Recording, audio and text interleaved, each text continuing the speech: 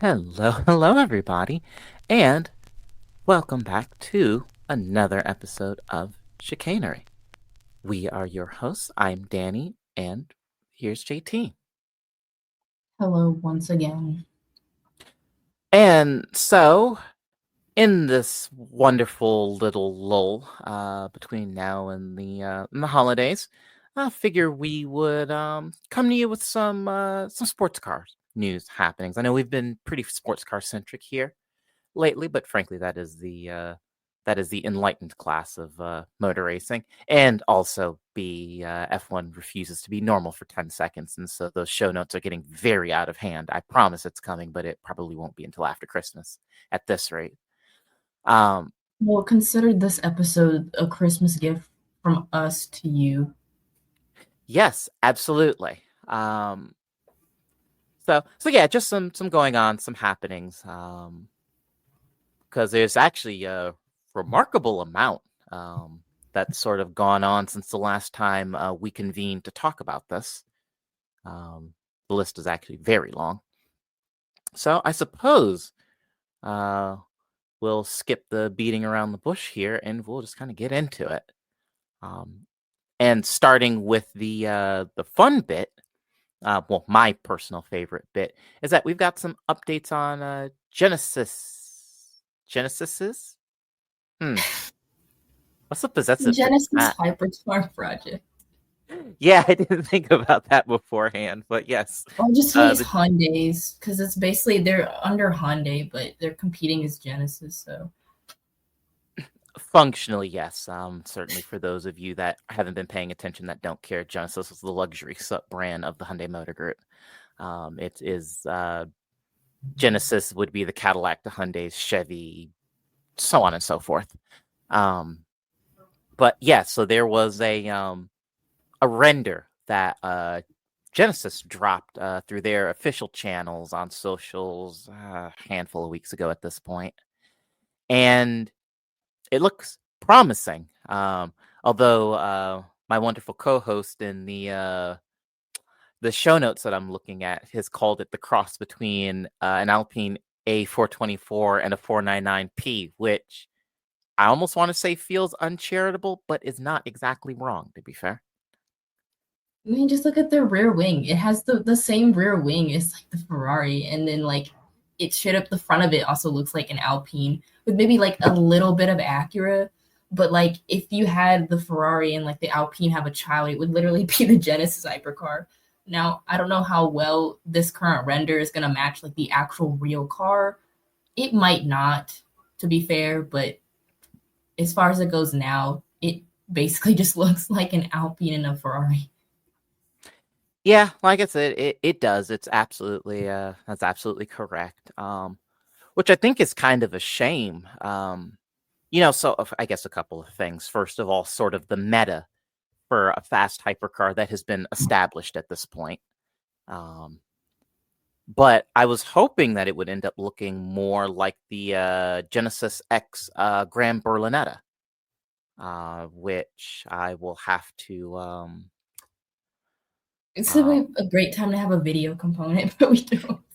yeah, I know. I'll have to. I don't know. Maybe stick something in the show notes or what have you. Or I guess you can Google it because, well, the internet is free. But yeah, I was hoping it would look more like that was a concept car from a little while ago. I actually don't remember when that dropped. But point is that thing looks wild and very, very cool. And was hoping that we might end up with a little bit more of that, or even like the some of the other Genesis concepts, like Speedium, the Essentia. But yeah, no, we've ended up with kind of a, dare I say, kind of boilerplate looking hypercar. But these things are subject to change. The Valkyrie hypercar does not look like what Aston Martin had initially showed us a couple years ago. So we've we've got some room in there. Um, and I will say what is interesting is that this is being sort of marketed under the Genesis, the new Magma sort of almost performance sub-brand thing that Genesis has been building up for the last couple of years. As such, this will be the GMR 001, Genesis Magma Racing. So that's curious, and it makes me think that if there's like a works sort of the works version will basically be orange, I think. I know, again, the render was, I think, exposed carbon, but just something to keep in mind. But speaking of operation, it'll be IDEC Sport, who will be... Oh, okay. I didn't know if that was actually a name or an acronym. So I mean, you could say, everybody says I don't even care sport, but it's pronounced EDEX Sport on the broadcast, so... Yeah, it's that last bit that makes me think that it's supposed to stand for something. But at any rate, yes, EDEC, yeah, they'll be operating they'll be operating this car. They partnered, and they were running. Weren't they running in LMP3 stuff prior to? I feel like. I mean, I think currently they might still be an Asian Le Mans currently, and I think they're an LMP2 team. I'm pretty sure they're an LMP2 team, probably. Yeah. And they at least, I know they're doing European Le Mans. They were probably doing it this year as well. I mean, I just didn't pay that much attention to European Le Mans this year as I did in previous years, but I think they're probably an LMP2 team. I don't think LMP3, but I could be wrong. Yeah, I don't remember those two classes feel much of a muchness at times to me, but anyway, I guess off to the internet, Batman. Oh yeah, yep, LMP2 team, yeah, because they run Orcas and ELMS. So there you go. Oh, Gibson V8 powered ones, no less. But yeah, so I'll be interested to see how that goes. Certainly I understand the certainly why, I guess I wouldn't say contracting out so much, but definitely using some other folks to effectively campaign the cars. I figured, given that, the Hyundai Motor Group doesn't tend to do things halfway, I figured we have a bunch of blokes from Namyang who would go and would effectively run this thing, but I guess for the sake of having a European base of operations is probably not bad. But we do have some word on drivers. Lauterer and Pipo Derani, which I was not expecting him to land there, have been announced as the first drivers, and it is heavily speculated, although makes logical sense, but that Logan Sargent and Jamie Chadwick are probably going to orbit this program as well, because they have both actually joined EDEC for an ELMS drive in 2025. So there you go. Personally, I am very excited for this. Genesis joining Hypercar was not on my bingo card, and I about fell out of my chair when that was announced back in September, I think. When I woke up and read that, I was like, "Oh boy!" But yeah. But moving on, we've got some more news and sort of driver shuffles, and also Daytona 24 type stuff. Heart of Racing have confirmed Alex Riberas and Harry Tinknell for the Valkyrie WEC program. And qualifying for the Daytona 24 is going to move back to the day before the race, as opposed to what they had been doing, which is Roar weekend. Which I don't know. Thoughts? I mean, I don't know. I think really what it was because it was on the Royal weekend because of COVID. I think that was a COVID change, probably because it kept people all in kind of in the same spot and minimized like the moving around and stuff like that. And honestly, I mean, I kind of got used to it like that. So like, I don't know. I always thought it was fun how it's like, kind of like a whole little weekend where it's like, you have other support series races like MX5 Cup, and then you have VP Sports Car Challenge or something like that. And I don't know, maybe some other stuff. And then you also have like qualifying. So it was kind of fun, but I don't know. It's not that big of a deal because like either way, the Rolex 24, I'm there regardless. So I'm not too crazy about it. Like I don't really feel any type of way about the change. It's like, oh well.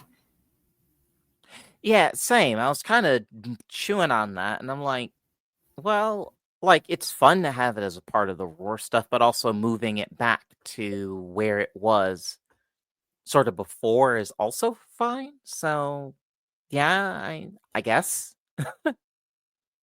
Um, so yeah, it's fine.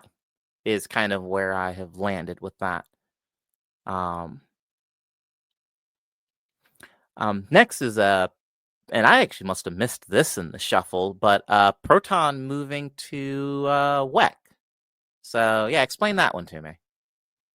So I think what is happening is they are moving to WEC full time and dropping their IMSA program. So I think they confirmed like a couple weeks ago that they were moving to WEC and having a one car campaign there. And I think one of their drivers was Neil Johnny, which he was with them this year already as well. So I think really it's just they're moving to WEC instead of IMSA, which I'll be sad to see them gone from the IMSA paddock because they were just kind of around. I really like, and they did fine in IMSA too. So, or at least this year, they didn't really have too terrible of a year. It didn't seem like, but hey. Yeah, exactly. I was like, yeah, like I said, just in the shuffles. If anybody who listens pays attention to me outside of the capacity of this show, then you'll know that certainly with my day job, I have been very busy, and so some of these have kind of flown by me. And I was looking at the notes. I'm like, wait a minute, when did that happen?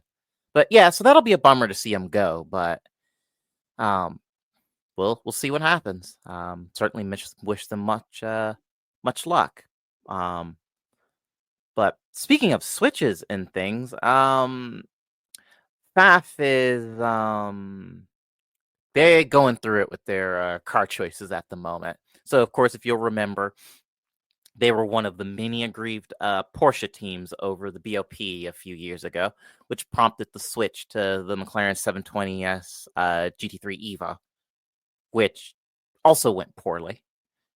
And now, because apparently we will frankly want a trifecta of shit, now we have the Lamborghini. They're moving to a Lamborghini for 2025. So which will probably be the last functional year of the Udercon before the Temerario becomes a thing. I think. I do believe that's correct. Yeah. So I question the utility of this decision, but okay, yeah, sure. I guess it's just that the Lamborghini has electrical gremlins at times too, so I don't think it's necessarily. I mean, I don't know if they saw how the Iron Dames campaign in WEC went this year, but it really wasn't that good. No. So we'll just have to see how this works out. I mean, they did confirm their Rolex 24 driver lineup. You got James Hinchcliffe, Andrea Caldarelli, Marco Mappelli, and Jordan Pepper. So, I mean, these are good drivers. So, like, I feel like really the only issue here would be if the car just completely breaks like it did this year, which is possible. It's highly possible that happens. Because the Lambos also have been kind of struggling with, again, mechanical issues, all kinds of stuff. So maybe it goes well, maybe it doesn't. I mean, at this point, if it doesn't go well, then maybe we just need to go back to the Porsche. I don't know. Yeah, it just, like I said, this feels like a series of subsequent snap decisions prompted by one larger snap decision. They were grumpy about the BOP on the Porsche, and versus trying to wait it out, they changed manufacturers for then that to not go well at all. So we're changing manufacturers again. And they should have just stuck with the Porsche and just thugged it out. They should have just stayed there and just thugged it out because, like, this was not the move. And it's like, it was crazy that they moved to a McLaren. It's like the McLarens were so bad that one team even switched mid season from a McLaren to a Ferrari because it was that bad. So it's like, why did we go through all of this? Exactly. That's, it was a decision that didn't make a whole lot of sense in the moment, and it continues to not make really any sense now. So, we'll have to just see what happens, but I am certainly not optimistic that anything is going to change as a direct result of this. I mean, I just have a feeling that the Rolex 24 might be very rough for them again. Mm-hmm. I don't actually have a true salary with this job, but I was going to say I'd bet my salary, but I guess it's not really betting a whole lot. But point is that I would bet large sums of insert preferred currency here. It's going to be another rough year, I think. But moving on, and this was another fun one, and again, one that I didn't have on my own personal sort of dartboard. Makoviecki is heading to Alpine for 2025. So traded one struggle bus for another. Which, hey, it's a factory drive, so that's nice. As opposed to moving to like a customer or like dropping out of a hypercar altogether into like LMP2, LMP3. But yeah, here we are. Then we've got Pipo Derani joining DXDT for the Rolex 24, which is also interesting to me. I guess probably there's not space, but he was a factory driver with the Cadillac thing, so I figured if he was going to jump the sports cars, he'd be at the Corvette Racing mothership proper, as opposed to driving effectively a customer car. I mean, I don't know. I mean, yeah, because he did, like, when he was like leaving Cadillac, it was like kind of like that he was out of the GM sphere entirely. Oh, you know what? Yeah, that's a good point. I'd forgotten about that. If he was leaving the whole like GM camp entirely, it would make sense for him to go to a factory drive. So like, kind of makes sense for him to just do like, I don't know, just go with customer teams, or at least until the Genesis hypercar project is finally like up and running. Yeah, I have forgotten about his exit completely out of GM. So yeah, with that added bit of context, never mind. In the latest installment of the hell of Polar Bear doing in Arlington, Drugovich is with Action Express Racing for the Rolex 24. And I say that somewhat glibly because Drugovich has done things outside of Formula One. For those of you who don't remember, he was F2 champion, 3 years ago now at this point? 4 years ago now at this point? And is a reserve driver with Aston Martin, but that boy is never getting a race seat with that team. It's like, just not happening. Hold your hand. I'm gonna hold your hand when I'm telling you this. That Formula One seat is never going to happen. You are never going to get that Formula One seat, and I mean this in both like a serious and like heart-to-heart way. It's never gonna happen.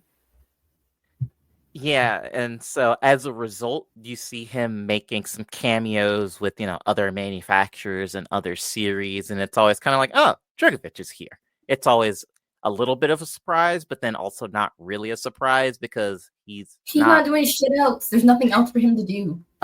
So why not? Exactly.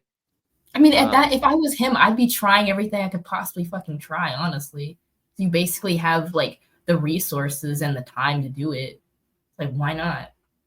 yeah, you're absolutely right. Certainly, if it's got four wheels, I'd be willing to give it a go. He's got the steady paycheck from Aston Martin to sit around and do nothing. Like, I would basically just be making like a charcuterie board out of motorsport series. I would be trying IndyCar, I'd be trying like GT World Challenge, I'd be trying IMSA, I'd be trying DTM, whatever the fuck I could possibly try, I would be doing. And you never know, it might work out. Yeah, actually, and when you think about it, I think IndyCar is the only thing that he hasn't like really done. Although I seem to think that his name has been linked to drives periodically in IndyCar. Because he was like initially, I think he had, or he was offered a test with, I think it was Ed Carpenter Racing, but I think I That's what remember it he was. turned it down. So that's why Mm-hmm. that never happened. So the reason why IndyCar has not really been a thing for him is because, well, it doesn't seem like he wants to fucking do it. So Yep, that's what it was. I knew I remembered something. Um, but yeah, like I said, it's just funny to see him because Drogovic is driven for Action Express before. I just don't remember what the context was. it was at Le Mans. That's what it was. Okay.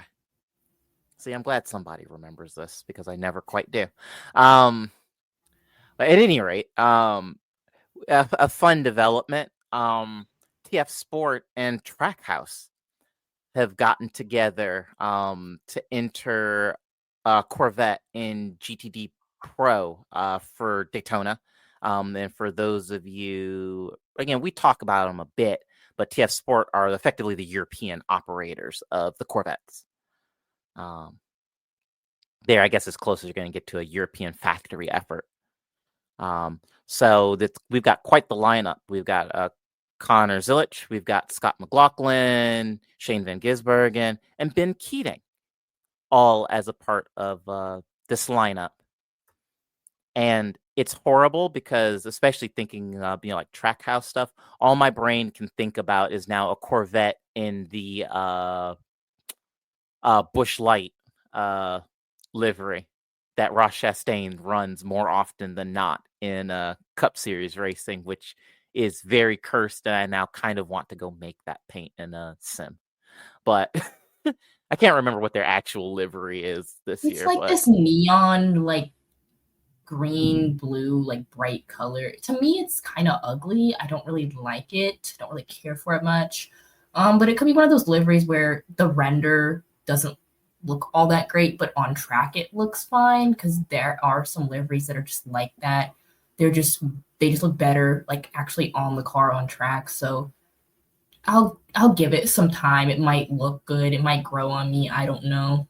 But as far as it stands right now, I do not like it. I am not a fan. let me. Oh God, this is awful. It's very loud. God, that's so bad. But like you said, give it a chance because I said that it was when Floyd Mayweather ran that money team thing at Oh my Daytona god. in Oh, you said, I with think it was like the rainbow looking thing. I think it was like yeah. And I said the same thing when they revealed the renders. I was like, Jesus fuck, that's ugly. And then saw it on track. It's like, okay, this is kind of lit actually. because I actually Especially felt that way about the plaid on the McLaren for Faf. Like the renders did not look good at all. But then when it was actually on track, I'm like, okay, the ghost plaid doesn't look that bad actually. uh-huh. So yeah, I'll keep an open mind, but yeah, this render is just oh, that's bad. It's That's just very rough confusing. on your eyes, honestly. It's like, and then you've got like the pink of the Winds logo kind of chucked around. Just yeah, all right. Yeah, this is a bit challenging to look at, but I will give it the benefit of the doubt until we see the car on track in, well, I guess at this point about a month. Um but at any rate, um Apt Motorsports and Kelvin Vanderlyn have decided to part ways. which is again, I don't pay close enough attention. Certainly wasn't on my personal bingo card that they would split, so I don't know quite what prompted it. But Apparently, he's supposed to be going to BMW. okay. Well, I guess that's fair because apt given that they run Audis. Audis. Yeah, and Audi is buggering off from well, basically anything that's not going to be Formula One. I'm not sure how Apt is even going to survive as a team because Apt is famous I mean, they have a specifically. Lamborghini. They're switching to Lamborghini, so. Okay. So that's going to be the move around that. Okay, noted. But all right.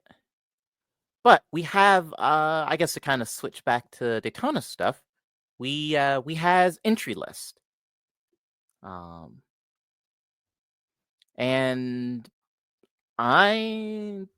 so I guess a couple of things. Well, we have kind of an entry list. We don't have everything, certainly, as of IMSA's own official PDF.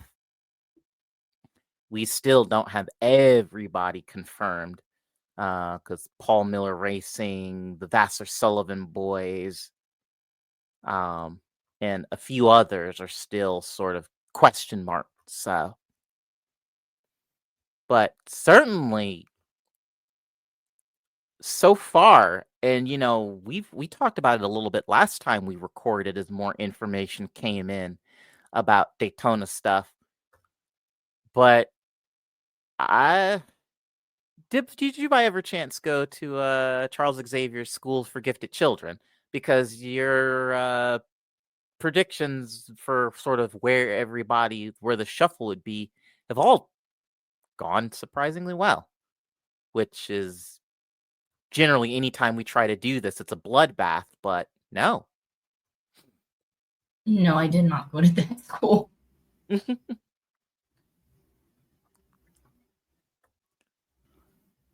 But yeah, this is so I guess just to give kind of a quick run through. Certainly, we've basically for Proton, we've got a couple of folks.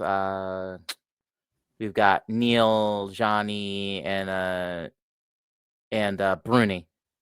For Proton, we don't have the third seat filled yet. We've got the Porsche Penske lineups filled out. Cadillac Wayne Taylor, we've got. It's so funny to see Meyer Shank back on the grid this year. My brain goes, oh yeah, that's right, they are back. BMW all filled out. It'll be cool to see the Lamborghini running Daytona this year. Yeah, hopefully it doesn't like break in the first hour or something, Mm-hmm. And same thing, kind of all the folks that we figured. Grosjean, Kvyat, Mortara, or Bortoli. Yep. Then we've got Blomqvist, Braun, Dixon, Rosenqvist. Attack of the Quists at Meyer Shank. The big quiz energy. Yes. So that shirt is not completely useless for we are the poor so souls. back. Yeah, for all the poor souls that bought one. Yeah. Cadillac Wayland, the Action Express car. We've kind of talked about this. We already knew Aiken, Bamber, Vesti, and then I low-key forgot that they had Alex Plo and Scott Dixon for Meyer Shank Racing for the Rolex. Oh, yeah. It might be over, chat.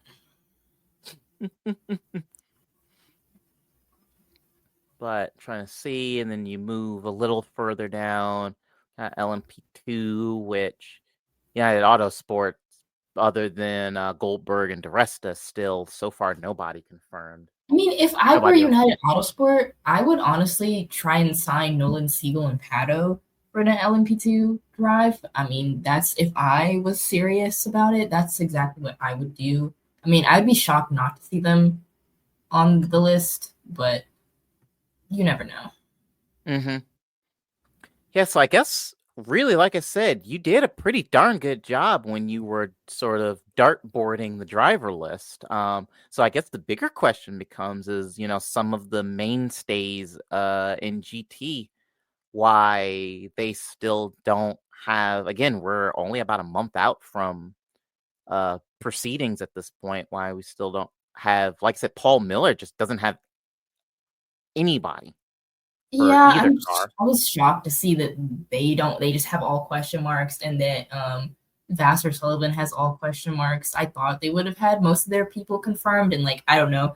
I didn't think there was anything about I don't know, none of their drivers returning. Like I'm pretty sure the drivers that they had, like Madison Snow and like Neil Verhagen, I feel like they definitely should be back.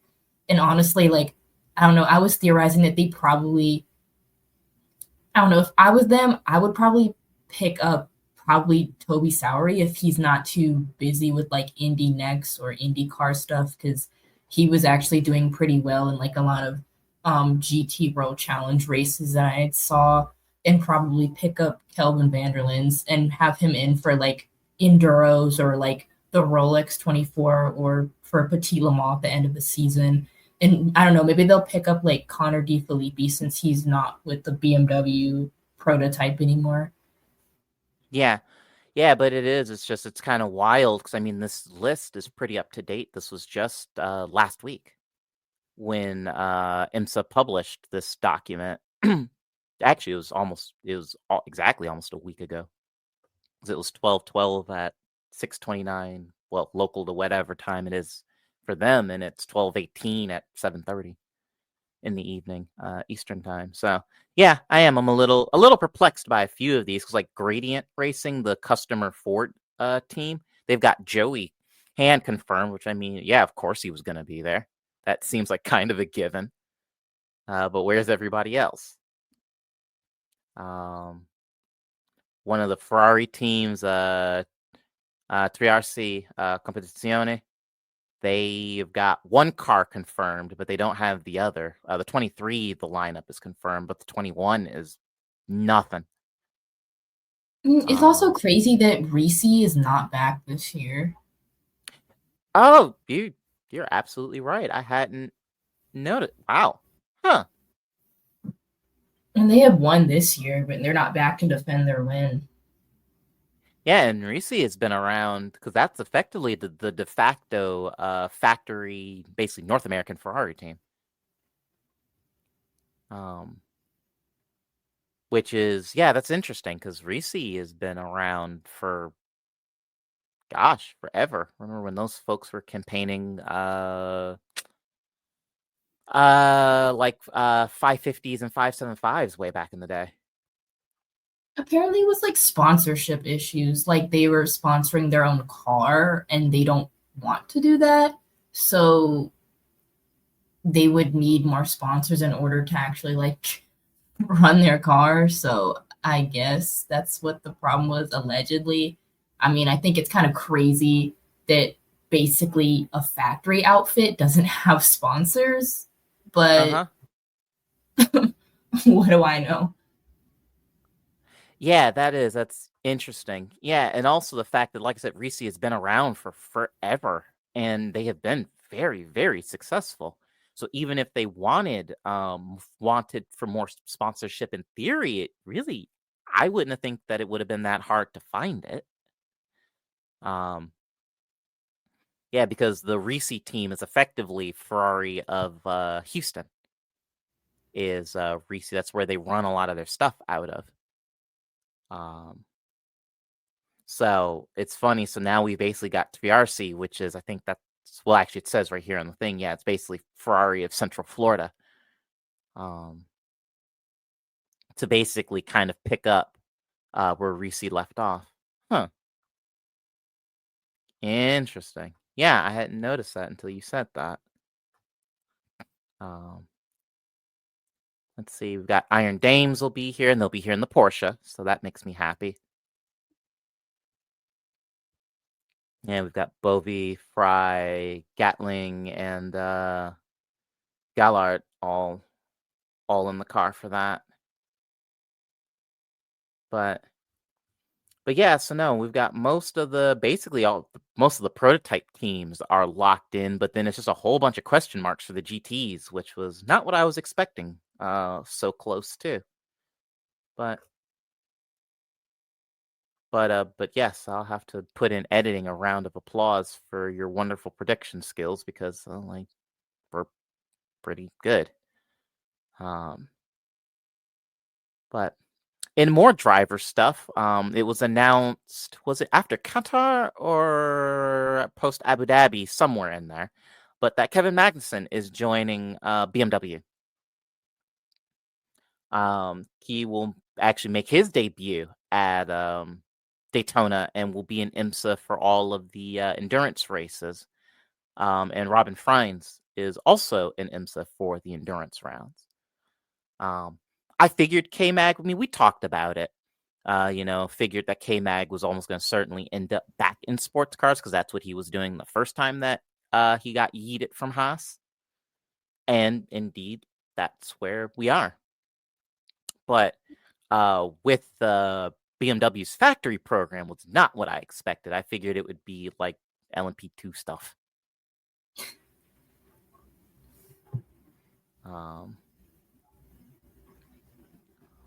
But we've got interestingly enough, and this seems like kind of a lot, and we've talked about this bit before too. But apparently, Shelvin Vanderland and Dries Vanthoor are going to be basically doubling up on IMSA and WEC, and Marco Whitman is being moved to IMSA full time. But yeah, those two doing basically the full seasons for both is like, well, you're not going to have a whole lot of downtime now, are you? I mean, I feel like my hope with this is that like because basically you now have RLL and WRT, the two teams that run the BMW prototypes on both sides of the ocean. Mm-hmm. I would hope that this means that there's more collaboration among the two since they're basically sharing drivers now, and it's not two sets of different drivers basically. So I feel like if anything, this should help their program like progress more and be a lot better than it has been since it's like, I mean, I'm sure they might have been exchanging data before this previous season, but it's like still, I don't know, not quite getting it. So like I'm hoping that again, the program does a lot better since like, okay, we're united. We're basically just one big team now, so we should be able to do better. Like come Daytona, like I need the BMWs to actually be quick this time. Like I feel like this upcoming season, they need to be competing for the champ. They need to be in contention for the championship and possibly in contention for a podium at the Rolex 24. Like with driver lineups like this, there's no reason that we should not be competing up front. And we shouldn't be fighting like Meyer Shank or something for possibly the win or again a podium. Like they should be duking it out with Meyer Shank, Wayne Taylor Racing, the Porsches. Mm-hmm. Like they should not be trundling around at the back fighting basically customer teams and the quickest LMP2s. Like, no, we should be cooking. And I don't know why year after year they aren't quick there. Like, I don't know what it is. It's like, is it we just haven't gotten the setups right? Is it everybody gets to Daytona and all of a sudden they get cold feet and it's just like the stage is just a little bit too big, the lights are just a little bit too bright, and it's just like, oh, we can't do it. Is it just the car doesn't gel well with Daytona or something like that? Because sometimes that's the case. Like, what is it? Like, I will be very upset actually if the car is not good at Daytona again for a third year in a row. I will actually be pretty mad. And it's like, again, we have this lineup. These are good drivers. This is a great lineup. We should be cooking. We should be cooking Michelin 5-star dinners, okay? So what you're saying is that if it's going poorly, I'm going to have to text you during the night hours and make sure if you're okay. Probably. I mean, usually the night hours I feel like are usually the roughest part of watching endurance races, to be honest, because, things can be all great during the daytime. And, really the real testament is nighttime. It's like, that is the real thing. It's like, can your team make it through the night with minimal issues? If not, probably going to be a rough race. But if so, there are rare occasions where some teams actually do make it through the night and don't really have many issues. And it's like, and when that happens, it's great. But when that doesn't happen, it's awful. Because then you just, at least for me, it's like I wake up and I'm like, I go to sleep. That happened literally at, I think it was a 2023 Rolex last year, where it's like, you know what? I went to sleep and the Porsches were actually leading. Okay. Or one of them was. I went to sleep, woke back up, and they were literally nowhere. So I don't know. And to be honest, this year the BMWs actually got better like as the sun went down. So I don't really know. I don't really know what goes on there. Yeah, no, this past year, yeah, the BMWs were cooking during the night hours. Because generally, it's an annual thing that I do. For those of you who haven't listened to any of our Rolex 24 episodes, I generally stay up for the full 24. Because for me, the night is probably the most interesting part. Because that's when sort of true pace is revealed, is usually at night as the field spreads out a little bit. But yeah, it's interesting what happens with BMW and their seeming inability to do anything useful when when they're at Daytona. And it's like, huh. So I will be watching them because yes, in theory, this deepening connection and transfer of information should hopefully help both programs. It's tough to say that one squad, be it RLL or WRT, it's tough to really say that one is better than the other. Like they have periods with highs and lows, and I think on balance, it's all kind of the same. So this could either deepen the mediocrity, which would be very funny if that was what happened, or it could actually yield something halfway useful for a change. I mean, if it deepens the mediocrity, then I feel like maybe it might be time to consider like folding up this program. Yeah, just It contract didn't it, get last rid of that it. long, but still, like I don't know. Maybe it just wasn't meant to be. Yeah, I hope that's not what happens, but I do feel like there's a very distinct possibility that that's exactly what happens. I mean, I'm not ruling it out. But speaking of which, of drivers and what have you, so last episode when we were kind of going through general news cycle stuff, we had talked about the fact that basically BMW was jettisoning a bunch of, they were either being jettisoned or were actively leaving a bunch of drivers. So Maxime Martin is sort of the latest, or one of the latest of that. Basically leaving at the end of the year. Nothing confirmed, but allegedly, Martin buggered off into the distance just because there was no hypercar seat. So because he announced pretty recently that he was he's basically joining Mercedes as a factory driver. And also that he was going to be in WEC with Iron Lynx in their Mercedes. And Bruno Spengler has also fled the coupe as well. So yeah, lots to consider with sort of all the chopping and changing and shuffling around going on within the BMW camp these days. Part of me almost wonders, especially with the announcement of K-Mag, it's like, okay, how many of these guys got shuffled off, got pushed into the sea? So that way BMW could afford K-Mag's paycheck.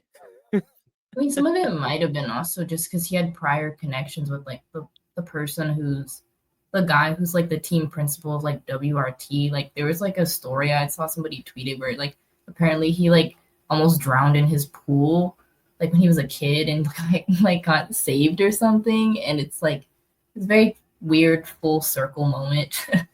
Mm-hmm. Yeah, that's interesting. Big if true. But moving on from news cycle stuff, finally, is the Macau Grand Prix was not too long, about a week before Thanksgiving, week and a half. And well, I mean, it's Macau. Come on. So practice started off as being wet. It was very wet. In fact, it was thought for a while that it was gonna end up being kind of wet and gross all weekend.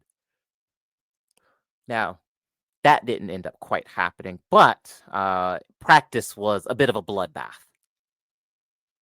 You had lots of spins and roadblocks and things. Daniel Serra was actually the poor sap that caused the first track blockage. He was coming out of the hairpin and just looped it and backed up basically the entire session.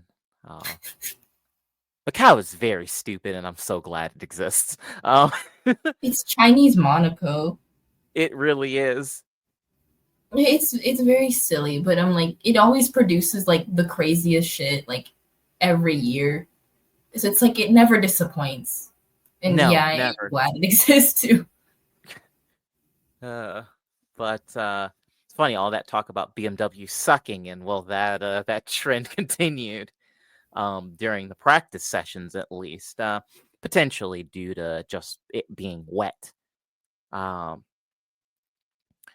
Dries Van Tour had a bit of a wobble, and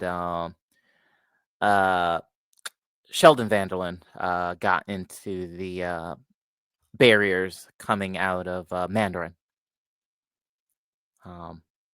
But when we're not talking about crashes, and we talked about this a bit in the last episode on the run-up to Macau, the liveries are fucking fire at Macau. They're so good. And you always get, it's, in some ways it's a lot like Daytona. Macau is kind of a who's who of racing, which I'm not sure you could pay me enough to stick a big GT car on a glorified go-kart track, but apparently these guys love it, so more power to them. I mean, I wouldn't even be able to drive at this track. Like, yeah, I'm making fun of people who race here because I mean, Macau is just one of the few. I mean, I love Macau because it is one of the few tracks that you see, one of the few circuits on the planet that do make pro drivers look like amateurs, and I very much enjoy that. It is a very hard circuit to master, but I really wouldn't. I wouldn't fucking drive on that. You couldn't pay me any amount of money to drive on this circuit just because I'm like, even the onboards kind of like make me feel very claustrophobic just because of how close the walls are in proximity to like the actual car and the racetrack. It's like I couldn't do this, but I mean the liveries were great though. I mean, I don't know. I don't know which liveries were my favorite. I mean, they all were pretty good. Yeah, same. I didn't have a particular favorite for favorite. It was just kind of they're all just pretty good. And you Yeah, talk I about did like. I think it was like Drees had like there was like a dragon on that car, and I think like Mhm. also like his brother Lauren had a dragon themed livery too. A lot of people actually had dragon themed liveries, which like I very much appreciated. Love dragons, very Mhm. cool. So I'm like, I was really fucking with that. And even I don't know. I think Sheldon Vanderlyn also had like a dragon themed livery, which I don't know. Like Shell, I very much hate them as a company because they're very fucking evil. But like they have never missed on a livery. Like they know how to make fucking liveries. I will give them that. Yeah, same. And just to pivot back to the so a couple of things. First of all, the fact that they've Formula Regional runs at Macau is abjectly terrifying. Yeah, let me just say something about that. If you were going to go rewatch this race, which I highly recommend rewatching Macau, I would definitely say the GT race was definitely worth the rewatch. The Formula Regional race, not so much. I rewatched that the other day. I did not stay up to watch that happen live, but it really was. I'm glad I didn't. I am glad I fucking didn't because it is not worth it. I mean, it was kind of like they run a couple laps and somebody's in the wall, safety car, run a couple laps, somebody's in the wall, safety car, and then rinse and repeat. It was very hard to actually get into somewhat of a like racing rhythm. So if you're gonna rewatch this race, I would definitely recommend watching the GT race more than anything, as opposed to the Formula Regional. Like, I feel like they probably should have brought back like Formula 3 or something because while it's Macau and it's usually going to be very messy, I think Formula 3 was a little bit better than Formula Regional, but that's just me. Yeah, but then the other part to that is that because apparently everybody are just who likes to run at Macau are just suicidal maniacs. Normally, motorcycles run at Macau. That was canceled this year because the weather was so rough that there were no motorbikes. But like, just think about that for a second. You know, it's so crazy. It's so crazy. Yeah, you have basically 500, less than 500. You're talking probably 4 with fluids and rider. 400-kilo piss missiles running around, one of the most narrow, unforgiving circuits on the planet. That is bonkers. That is I mean, there just were like absurd. in qualifying or like practice, there were some pretty bad crashes just for even the motorcycle race. Like one guy like flew off his bike and like into like the barriers. I mean, Mm-hmm. it wasn't a solid barrier. It was like tires or like kind of like cushiony, but it still looked very bad. And honestly, it was just like, yeah, again, you couldn't pay me to do this. Yeah, exactly. I just, yeah, it's just not for me. Um, but at any rate, I guess to kind of circle back, did we have any particular like race picks I did, for? but Okay. they all did fucking terrible. Okay, well, maybe the I mean, I had maybe initially picked I think it was Dries Van Toor, Maricello, and I think Fuoco. And again, it went fucking terrible, and you'll see why. But those were Mhm. my picks. Yeah, it's funny. I had actually for sort of picks, I was watching Mortara, uh Juncadella, because he drives, for Corvettes any other time. So it's hard for me to not. Um and also Picarella, where those were the three that I was kind of keeping an eye on. And well, we'll we'll get to that.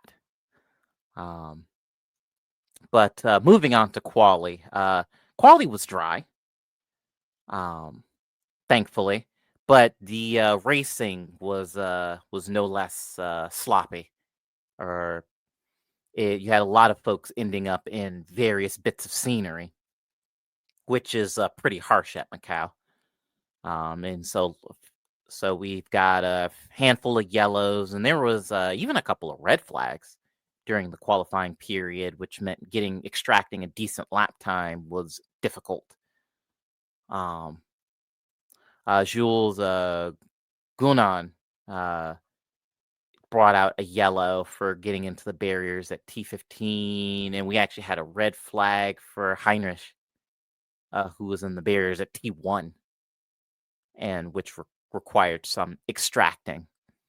Um, Then there was another Merc that ended up in the wall at some point. I don't remember who that was, but amusingly enough, even after struggling something mighty in qualifying, the BMWs were all pretty quick, given that the BMWs were 4 of the top 6 in quali, I think. It was something like that. Because it was 1, 2, then I think it was a Mercedes, a Ferrari, and then 2 more. 5, 6, yeah. So they ended up being pretty quick. And I guess another word on Gunan, because of his crash, he actually didn't end up qualifying for the race because he ended up not being in the 107%, which is such a funny rule that we have. But part of it was because I think he actually just didn't set a time at all, if I remember correctly. Yeah, I think like once he got into the barriers, I mean, I think it might have been an out lap when he did do it. So obviously it wasn't, he didn't set a lap time then. And I think he got into the barriers and it was significant enough that basically he had to sit in pit lane, have the team repair the car the whole time. So I think Yeah. that's what went on. Yep. But qualifying got brought to a premature end. It was like 3 and change minutes left due to Luca Engstler, who had an incident and coming out of Mandarin, where most of these happen, and in the Lamborghini, and well, that was it. And I saw the replays on Twitter. It was a big accident. I mean, the Lamborghini basically just imploded. Yeah. Just straight up like debris everywhere. The tires were everywhere. It's like it looked like it blew up or something. Mm-hmm. Yeah, and it takes time to, carbon fiber is sharp and it takes time to clean that up. And so race control's like, actually, you know what? That's just not. Um, uh, It's but crazy because Mandarin is like the part of the circuit that has like the most crashes. It seems like everybody crashes at Mandarin, to be honest. Like if we go and look at any crash comps of like at Macau, it's mainly Mandarin where people crash at. And mm-hmm. this weekend or that weekend was no different. Nope. Yeah, like I said, it feels like basically all of these, and especially the big ones, it feels like they're all at Mandarin. It's wild. Um, but I guess while he was having a less bad day, certainly wasn't a great one. Um, Mortara, of course he's got the nickname Mr. Macau rather, because generally he's pretty OP at Macau, but some curious strategy decisions resulted in him qualifying only 11th, so pretty much smack bang in the middle, which was unusual. But you had Marcello on a pole for the race. And then the sort of kind of quali race thing that followed was actually pretty well behaved. So Yeah, I was very shocked. I was highly surprised. And I'm like, wow. yeah, so it's like, huh. But moving on to actual race day.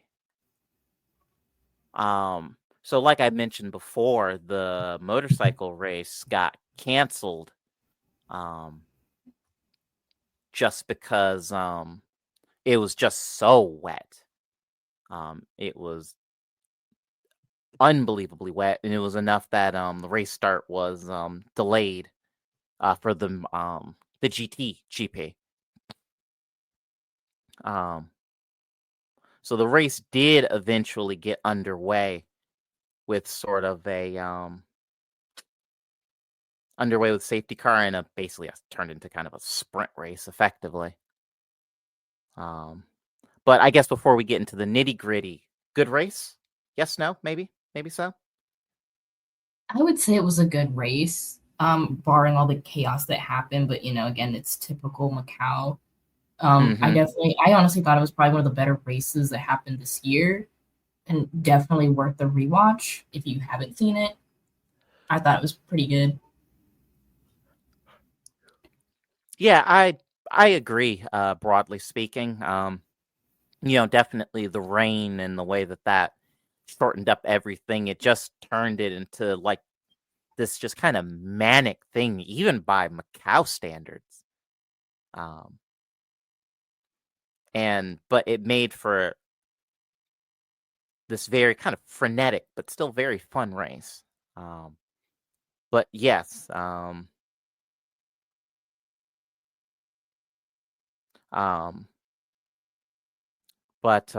we even with the safety car start, it didn't go well, because the first victim was Matteo Cairoli, who was in a Lamborghini, if I remember correctly, and went just this weird incident, and Matteo himself seemed a bit upset about it, slamming the door on the car when he got out.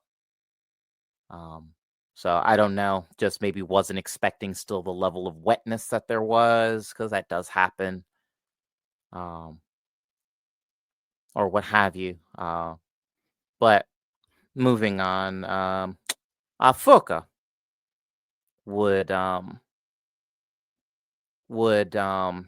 overtake Dries Vanthoor on the second to last corner, which was actually pretty well executed given both not only the narrowness but also the sort of track moisture at the time. But it would be over for Dries pretty quickly, because he would end up running wide and ending up in the barriers. He was able to limp it back to the pits, and the race stayed green, which actually stayed green for Matteo's incident too, which was interesting. Yeah, I think he was like in like the runoff area or something of the track where he was out of the way, and I guess they didn't retrieve it or nothing. Okay. Yeah, because I figured one of those incidents would bring us back under yellow, and it just never did. But Vanthoor was able to get back to the pits, with broken suspension. I certainly don't know if we ever had official confirmation. I do kind of remember that maybe Mauro Engel having some contact, and that might have been what broke something. I never heard anything further on the incident, but the race would ostensibly would come down to and basically a three-way sort of scrap between Fuoco, Marcello, and Engel for the win. But it wouldn't end like that, needless to say. With 3 laps remaining, Fuoco made a move on Marcello in the same corner that he actually got around Dries. And Fuoco even got it done again. But then he and Marcello both outbreak themselves into Lisboa and just go straight on. And it is one of the dumbest things I think I've ever seen, because that was last of the late breaker, basically them both putting, metaphorical meats on the table, and they both fucked it. And it's very funny. And like both of them, I think they both like locked up and stuff too. It's just like, oh my god. It's probably one of the like silliest ways to bottle a race I think I've probably like ever witnessed, to be honest, because I'm just like, I mean, I feel like someone was just like, Fuoco was probably might have been on his high horse a little bit too much after he got that pass done, which, I mean, shit, I would be too, because it was a very good pass. And in a place like Macau, it's like, yeah, I would too feel like that nobody could tell me shit if I pulled off passes like that. And, he completely forgot about, it seemed like he was busy trying to defend from Marcello trying to come back at him and get the position back. Going into the turn, and kind of just they both forget where the turn was, and then again you just see that happen, and I don't even know, like to this day, like I still laugh about it, honestly. And you know what, I'm laughing about it, but I bet the two of them probably are gonna have nightmares about that shit for many months to come, maybe even years. Like you're probably just gonna have them. They're probably gonna be waking up in a cold sweat, okay, having nightmares about how they lost the race at Macau. Yeah, exactly. It is just it's so dumb. But And I very don't know, you funny. have like Maricello, he was like on Twitter, like basically, I mean, honestly, it was head loss, to be honest. I'm gonna have to say it. But I mean, I get it. I understand. I would feel the same way.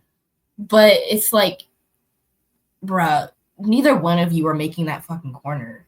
No. Like, we have to be honest here. Like, I understand the head loss and the frustration, but again, you look back at the replays, neither one of you are making the corner. So to be fair, I mean, it's both of y'all's fault. Oh well, try again next year. Yeah, pretty much. Like I said, it was a classic, last of the late breakers. They were both trying to outdo each other, and it was just it didn't work. It happens. It's very silly, but it does happen. Uh, but I mean, you say head loss because he basically um it I seemed say like head loss rage quit. because it almost looked like, first of all, the broadcast just cuts to like his car on pit lane and he's getting out of the car and it's like what happened? Like there wasn't any like significant contact between him and Fuoco that would render the car like undrivable, and neither one of them, like they had a little bit of contact but they didn't hit any of the barriers or anything in the turn, so it's like I don't really know what happened. um and then also, like, again on Twitter, head loss because I mean, bro sent like 5, 6 tweets in a row talking about the race, talking about the end of that race. So it's like, it's head loss. And it's like, Yeah. it's fine. It happens to all of us. Sometimes, you have head loss and it's just, it is what it is. You're just mad. You're frustrated. I get it. Again, I would be too. Yeah, I say kind of. Well, actually, yeah, so it was definitely it was a D1 crash out on Twitter following the race. Um which again understood. I understand being grumpy about it, but yeah, it really was one of those racing incidents, pure plain and simple. Nobody did anything wrong. It's like it's Yeah, it's a just justifiable crash out. I'll say that. uh-huh. Yeah. Um but this basically hands the race win to Morrow Angle on a silver platter, which he did not go and throw away. Um, and Mercedes would win what's probably their bazillionth GT Cup win at Macau at this point. Um, I mean, you know what? I feel like honestly being in third place or even fourth place might be the best place to be at Macau during the race because literally all you have to do is just wait until everybody at the front fucks up. And inevitably, usually people at the front do fuck up mhm. because they're fighting so hard to win. And then everybody in front of you fucks up. And it's like you can just come in and take a podium or basically cheese a podium if everybody else in front of you fucks up. I mean, that's like best case scenario. Yeah, exactly. And yeah, this was the epitome of kind of catbird seat for Morrow, and he got it and got it done. Um, Now he was given a 5 second time penalty for the contact with him and Dries Vantour, but it still didn't matter because if I remember correctly, he's still classified like 6 seconds ahead of Augusto Farfus, who took P2. So all's well that ends well. Um, but yeah, it was a condensed sort of Macau because of weather, but it's I mean it's kind of a chaotic race that it always ends up being kind of a banger when it's when the dust is settled, both physically, literally, and metaphorically in the case of this. Um, and that brings us on to the GT World Challenge Europe finale, which is the 6 hours of Jeddah. That was at the beginning, well, basically beginning of the month was the actual Grand Prix. Um, Um, but yeah, but we had Jordan Pepper, who was in pre-qualifying, was quickest. And then there was the number 51 Francorchamps Motors Ferrari, which, I realize Francorchamps is like a place, but its connection with Spa to have a place just called Francorchamps Motors is kind of cool. But anyway, that aside, um, the BMWs were unexpectedly slow to the point where everybody thought that they were sandbagging, which, yeah, they I'm probably were. 100% sure they were sandbagging. Yeah. Okay, like they would be in jail if sandbagging in SRO races specifically was illegal, because that is literally what they do best. Okay, they are A grade certified, bona fide, USD certified sandbaggers in SRO. Like, that is literally there's no way that wasn't what that was. And I caught on to it at Spa, because at Spa it's like, okay, they qualified kind of the same here, mid pack, not really all that well. And then come the race, it's like, okay, that car, at least the 32 car, that's usually the one I keep track of, that car was running no worse than, like, I don't know, like top 10 throughout most of the race, the whole 24-hour race. And the others were also running decently well too. So I'm like, funny how that works. And the car even finished on the podium too. And I'm like, yeah, I know what's going on here. And you know what? I'm not saying that I mean, you know what? For me, I support my favorite team's rights and wrongs. And, technically sandbagging is, I mean, I can't say it's illegal. It's not like it's frowned upon, I guess, if racing series catch on to you doing it. But, like, well, everybody does it. So at some point, like, it's kind of cheating, but again, everybody does it. So I don't know. So I'm not saying, like, okay, if you're gonna sandbag, then sandbag. I don't really care, because either way, it's like, I was just happy they made it throughout the whole race and they had no problems. But I'm like, you know what? I mean, you just gotta own it, okay? I mean, they're certified sandbaggers, and there's no shame in their game. Okay, they just shame free, don't care, will straight up sandbag race after race in SRO races. So I am positively sure they sandbagged here. Yeah, I'm thinking that it is almost guaranteed that they were, because, yeah, basically post quali they were pretty fast the whole way. But I guess that actually brings us into the traditional opening question. Good race or not? I thought it was relatively a good race, honestly, for my standards, based off of like what I thought was going to happen. Because honestly, as soon as I heard that you're putting GT3 cars at Jeddah, I was like, yeah, this is going to be a complete demolition derby. It's going to be just like a mess, honestly. And it was actually surprisingly clean and calm, barring some specific parts of the race, but it was not as bad as I thought it was going to be. So, yeah, I honestly am going to say it was a good race. Yeah, same. And, again, I had the exact same thought. And I mean, the truth be told, from sort of what I could tell, a lot of folks, yeah, figured that GT cars at Jeddah was going to be kind of a mess. And it wasn't really. So, yeah, overall, I would rank this as good and certainly surprising, because I figured we would have, yellows every 2 seconds. Now, curiously, lots of right rear punctures. That did happen. One of the Porsches, the number 22, was struck down initially, and just kind of everybody else as time went on. I don't know if that's a combination of temperatures, surface, and pressures, or just the loads at that corner specifically. It's tough to say. From what I heard, it was because Jeddah is a circuit that runs counterclockwise, and because of that, it puts more pressure on like the right rear tires or something.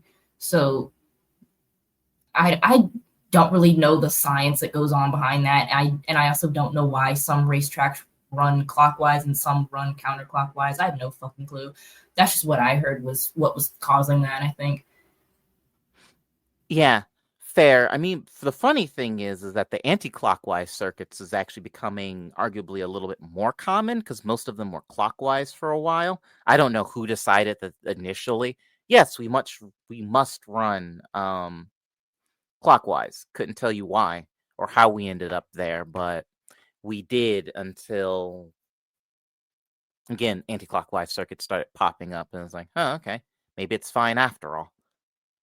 Maybe it was Um, like a superstition or something somebody had. It might have been like superstitious behavior. It's like we can't have anti-clockwise circuits, otherwise, like something's bad is gonna happen. All the racing gods are gonna strike us down at the track or something. And then they did it, and once it's like, oh, it's fine, nothing happened. We didn't all get struck down. So maybe we can keep running anti-clockwise circuits. yeah, Yeah, I don't know, but it wouldn't surprise me if that indeed was the case. But we mentioned thinking about how there were going to be a boatload of yellows, but not the case. In fact, we didn't get our first full um, full course yellow until we had the number 19 Lamborghini that just stopped out on track, which again, and this is Fast's future. So I hope you're happy, guys. Um,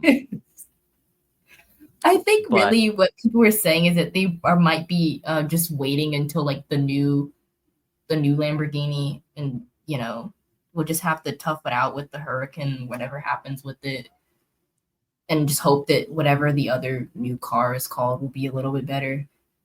yeah, yeah, I hope the Temerario is better. That would be cool, but we'll have to see.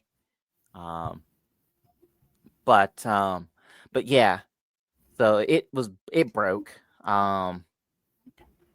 Then we had the number 991 BMW, which is hilarious that 991 is on a BMW and not a Porsche. But that's a chassis code joke for those of you, the 5 of you who care.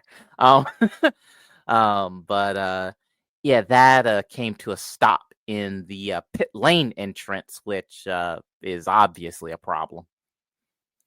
Um, then we had another full course yellow for the number 11 Lamborghini driving to the back of the 998 BMW, um, which is goofy but funny. And then we had the 8 and 111 Audi that came together and turned 22. Um, which and that was full blown safety car for that one. So yeah, we had some incidences, but not a ton of like actual like wrecking and stuff, which was curious.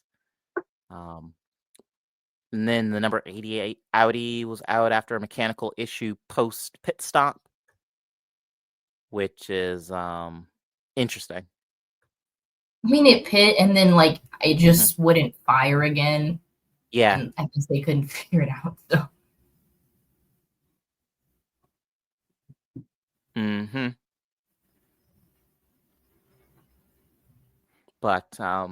But yes, so but for actual like real malfeasance, one of the Ferraris got a 30-second penalty for track limit violations. Just like holy shit. Um a lot of people actually got 30-second penalties for track limit violations. yeah, but it's I mean clearly that must be the de facto penalty in GT World Challenge. The fact that yes, folks got it, that must be kind of the standard. But it's just like, where you have, I'm used to, the 5 seconds and F1 for that. So it's like 30 seconds. It's like, my God. um, but then with only about 20 minutes left, the number 32 BMW and the 163 Lamborghini, lots of elbows out racing for second place. And the Lamborghini, as what usually happens in these, came off the worst for wear. Um, but the number 83 Mercedes would win the race.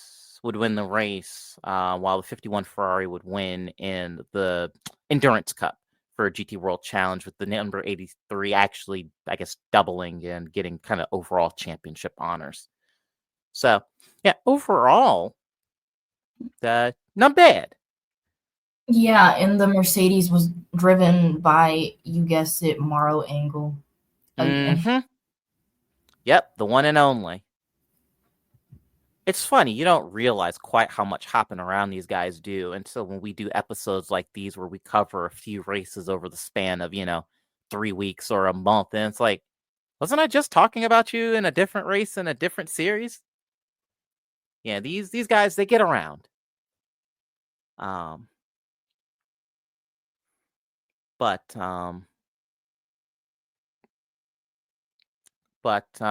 then I guess to kind of close out is sort of the last sports car thing we had here recently was the Gulf 12 Hours for this year, which is always fun. It wasn't too bad. I mean, I really wasn't fucking with the whole, like, okay, we're gonna race 8 hours and then take a break and then race 4 more hours. Like, I don't know why you need to do that. Just race the whole 12 hours like a normal fucking person. Okay. It's like you don't see us running the 12 hours of Sebring, and it's like, oh, we're running 8 hours and then we're gonna take a break and we're gonna do the other 4 hours after the break, or 6 and 6, which I don't know why they split it to be 8 and 4. It's like, it seems kind of janky. Or so you could have split it 6 and 6. But personally, I just rather you just not split it in half at all. Again, just run the whole race. It's not that hard. I don't know why they did that. But last year it was the whole 12 hours and there was no break. But I don't know. They like changed the format of this race like every single fucking year. So you never know what the fuck's gonna happen. Yeah, exactly. Yeah, because truth be told, I hadn't actually realized that they had split it up until was doing a little bit of watching, because I figured we would probably talk about this a little bit. And I tune in and I'm like, the fuck are they doing? Why are there no cars? And it was, and I'm looking and I see, I think on Reddit or something, like in the, talking about the format change. I'm like, well, that's dumb. So, yeah, I don't know. The Gulf 12 Hours is always kind of weird. Like you said, it feels like we get some big format shuffle basically every year. So there's very little consistency year on year. So, yeah, I don't know. I think a McLaren won the race, but then later got penalized and their win taken away. Yeah, that sounds about right, which it's like that's absolute pain. The McLaren has been basically across all series has been garbage. So then it's like they get a win only to have it stripped. Basically. Yeah, because it was an Audi that actually ended up winning as a result of this. Yeah, it was speeding in the pit lane. It was 2 30-second penalties, 2 post-race, so it was a minute total in penalties that the McLaren was handed, which ended up also, which is wild, because I didn't watch a whole lot this year, but how spread out stuff gets, that it took a minute of penalties to only drop them to second place, which is like, good God.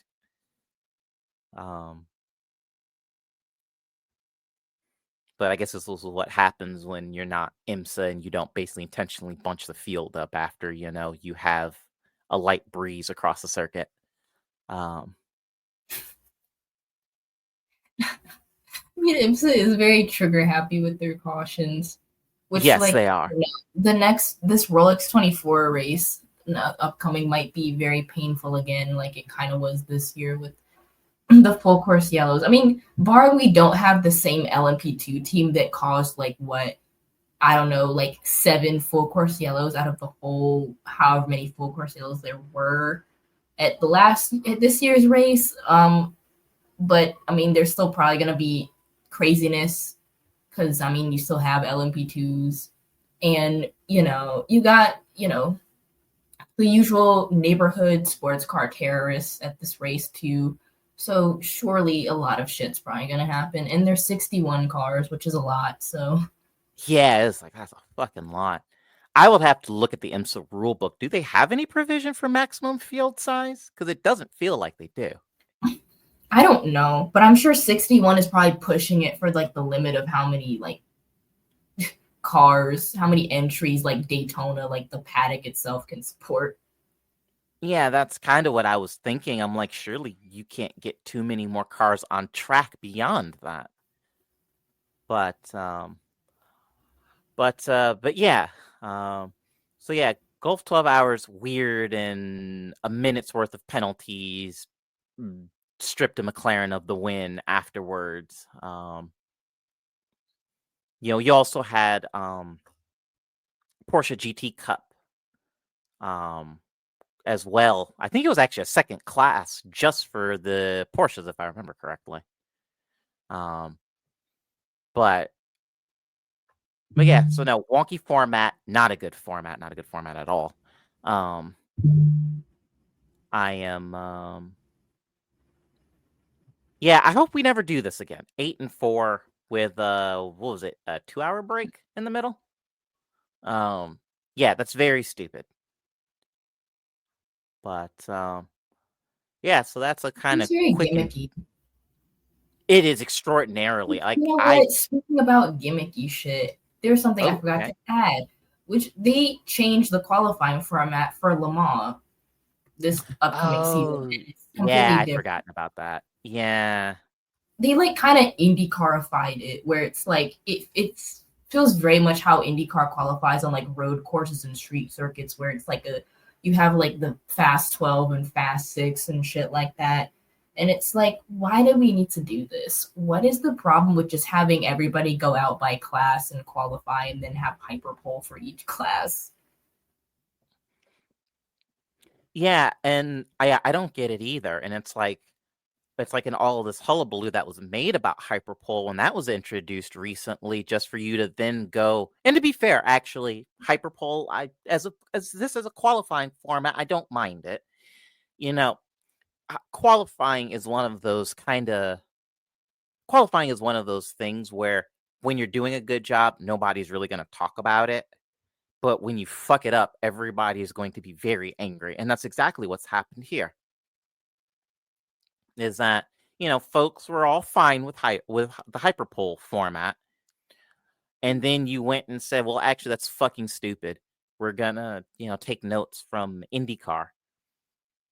And we're going to, do Fast 12, Fast 6 type shit for Le Mans. Yeah, for sports cars. And for, one of the biggest races on the planet. Why? I don't get it. Like this is what it says. It says on Wednesday, June 11th, LMP2 and LMGT3 teams will take to the track for the 30-minute qualifying session. The top 12 will go through to the hyperpole session the following day, which decides the top slots on the starting grid. The hypercar session will take place shortly afterwards. The top 15 prototypes go through to hyperpole. On Thursday, June 12th, there will be 2 hyperpole sessions, H1 and H2. I guess hyperpole 1 and hyperpole 2. The 24 LMGT3 and LMP2s qualified for hyperpole take to the track for a 20-minute battle, hyperpole 1.